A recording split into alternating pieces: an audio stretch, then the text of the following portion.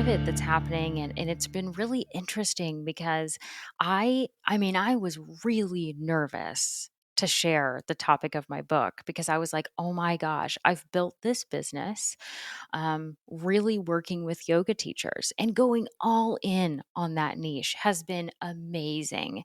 And I thought, oh my gosh, this book isn't for you, like for only yoga teachers, I should say. It is for yoga teachers, but it's not only for yoga teachers, and it's not about marketing. What are they going to think? Like, I was so nervous. And I'll send a link to, I released on my podcast and on YouTube the interview with my book coach. And so you can link to it because I talk about how nervous I was.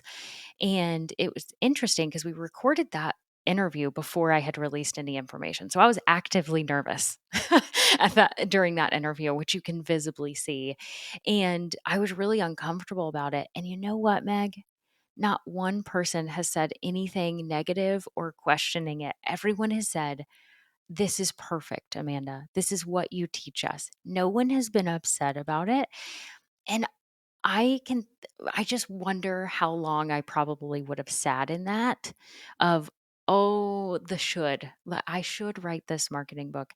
I'm so grateful how things worked out, being a caregiver, stepping away and having that space to really think, well, if the business goes down, how would I rebuild it? And I would write this book. And this is the book that came out on the other side. And like you said, it is correlated to marketing because it's all intertwined together, but it's not about marketing tactics Mhm. because I believe it doesn't matter the tactic you use if you know what you want to chase. Hot damn. Um, the irony to me of you saying, I just wrote a book about being confident, and I was so nervous I know. about I talking know. about it.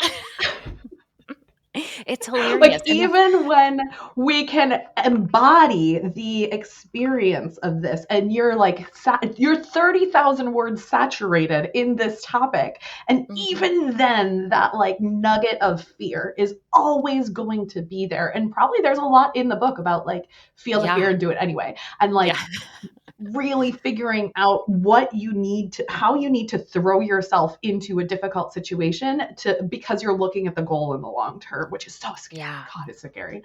It's so scary. And I think bringing it back to something you said just a few moments ago of like, you have to do something for a while before you really know what you're doing, if that makes any sense. And so Yes. I'm so thankful for the Amanda 5 years ago who worked through that fear and just started working with people. Like, I just started working with clients. I Mhm. started learning from people like you.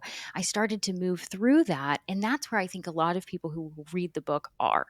They are in the place of, but this is like, but I'm here. And what if I can't do it? And it's like, you're going to be scared. Everyone's going to be scared because what if it doesn't work out? But what if it does? What if it does work out? What if you What if it do find does? something that you love? And stepping through and then knowing that you can always pivot is, and some people hate that word. And I think I blame the pandemic because everyone talked about pivoting during the pandemic. Uh, whether you like it or I you blame don't. Friends for that scene with the couch where it's like True. pivot, pivot. That makes it funnier, I think. But we can always adjust, and here I am saying it and also feeling nervous at the same time.